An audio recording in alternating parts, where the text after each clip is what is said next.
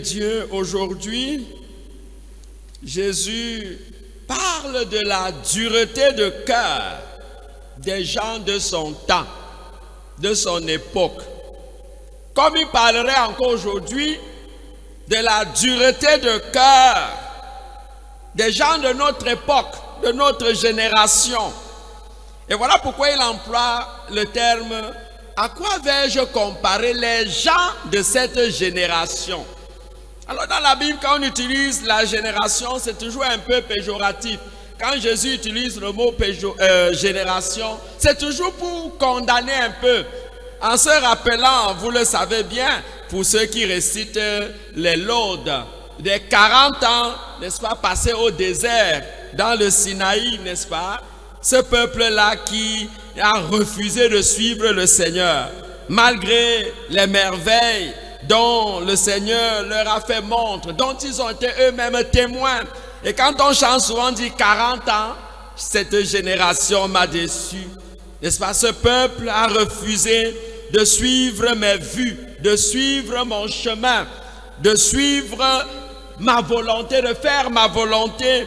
Et ce peuple s'est laissé égarer. Ce peuple a laissé que son cœur s'égare. Il n'a pas suivi. Et dans ma colère, j'en ai fait le serment. Vous vous rappelez ce somme-là, somme 9, 10, quelque chose. Alors aujourd'hui, le Seigneur parle à des pharisiens qui ne veulent pas bouger d'un cran, qui s'entêtent à se convertir, qui refusent de se convertir. Et il va nous comparer aux gamins. Il dit les gamins qui s'interpellent. On chante, on danse, mais ils ne dansent pas. Mais on lance les lamentations, ils ne pleurent pas. Mais qu'est-ce qu'ils veulent donc finalement? Et il va dire donc voilà le travail que notre génération continue de faire aujourd'hui, comme en son temps. Critiquer, accuser. Jean-Baptiste est venu. Oui, il avait une vie austère. Il est venu, il ne mange pas du pain, il ne boit pas du vin. On l'accuse de posséder. Voilà un possédé. Voilà le travail que nous passons le temps à faire. Mais Jésus est venu, il boit lui normalement le vin, il mange bien sa nourriture, et il est même l'ami des pauvres et des publicains, et on l'accuse lui aussi d'être un ivrogne, d'être un glouton. On va jusqu'à dire qu'il est même l'ami des publicains et des pécheurs. Voyez-vous, on peut donc comprendre que devant ces accusations, ces critiques, ceux qui le font cachent leur désir ou leur manque de désir de conversion. Ils cachent leur volonté de ne pas changer. Et on dilue cela dans les accusations. Voilà ce qui arrive, même dans notre église. Quand on refuse de se convertir, on veut se cacher ou cacher son orgueil, on veut cacher, n'est-ce pas, sa superbe, alors on refuse de se convertir, on critique. Oh, l'église a dit ceci, oh, l'église a dit cela, oh, le père là, il prêche fort, il parle trop. Alors on commence à l'accuser, on cherche les poux sur sa tête, on commence à regarder quelles sont ses failles, quelles sont ses limites, pour qu'on aille l'accuser, comme ça l'évêque la fête, parce qu'il dérange. Parce qu'il nous bouscule. Parce qu'il nous dit la vérité. Parce que c'est ce que Saint Paul a dit à Timothée.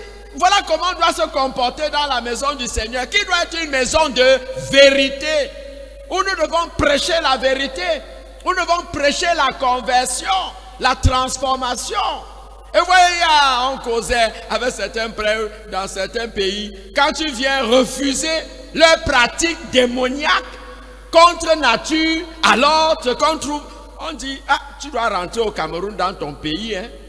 Tu dois rentrer dans votre pays, et ici chez nous, c'est la liberté qui est devenue liberticide, donc c'est devenu une pathologie, c'est devenu une maladie. On ne doit rien bouger, on ne doit rien critiquer, on ne doit rien déboulonner, ici c'est comme ça. Et quand la parole de Dieu vient cogner fort, parce que nous sommes installés dans nos zones de confort, parce que nous sommes installés. Et voilà les pharisiens, ils refusent de faire ce que Dieu désire et se font leur propre Dieu.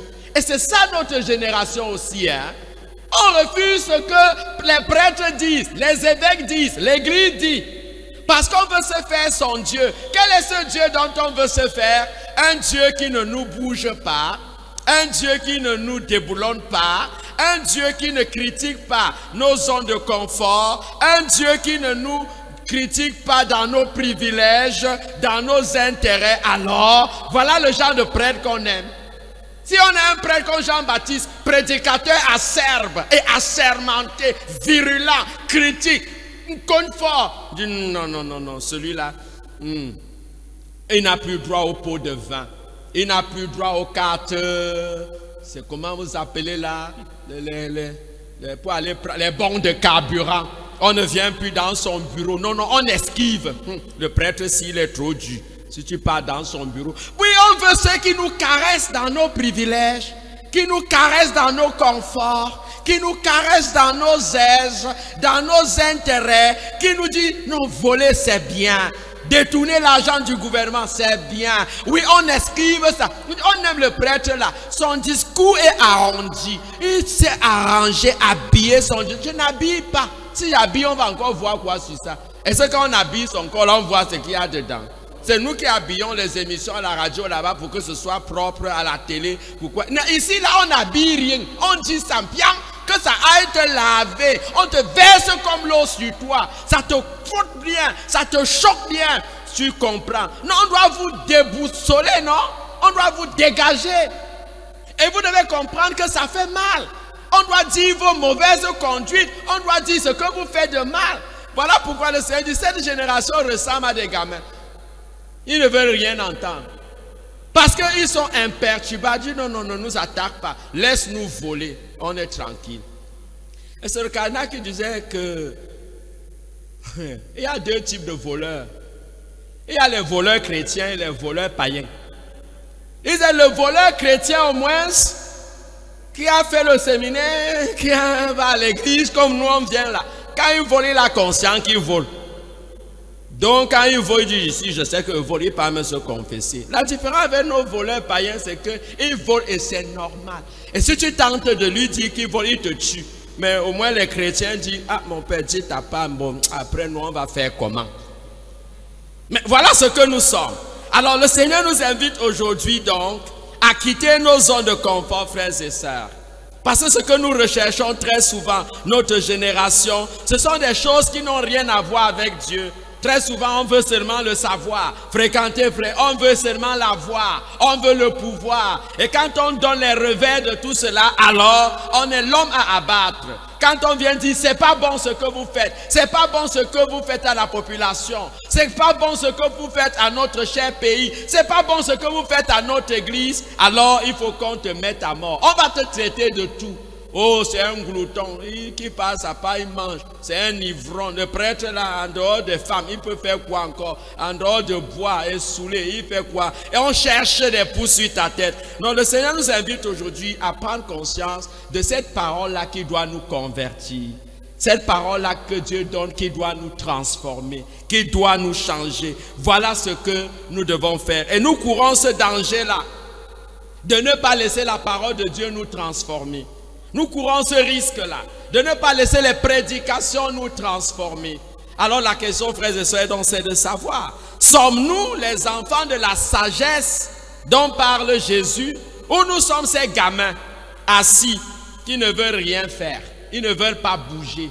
On danse ou on chante, ils ne dansent pas. On crie les lamentations, ils ne pleurent pas. Qu'est-ce que nous on veut finalement?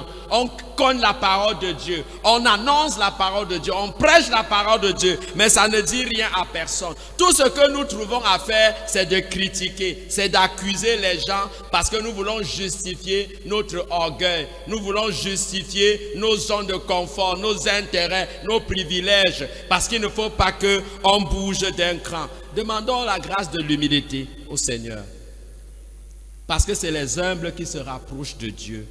Et le Seigneur se fait aussi proche des humbles. Je préfère qu'on soit encore comme les publicains et les pécheurs qui sont les amis de Jésus. Voilà une bonne insulte. Voilà une bonne critique qu'on a fait à Jésus. Il est l'ami des pécheurs et des publicains.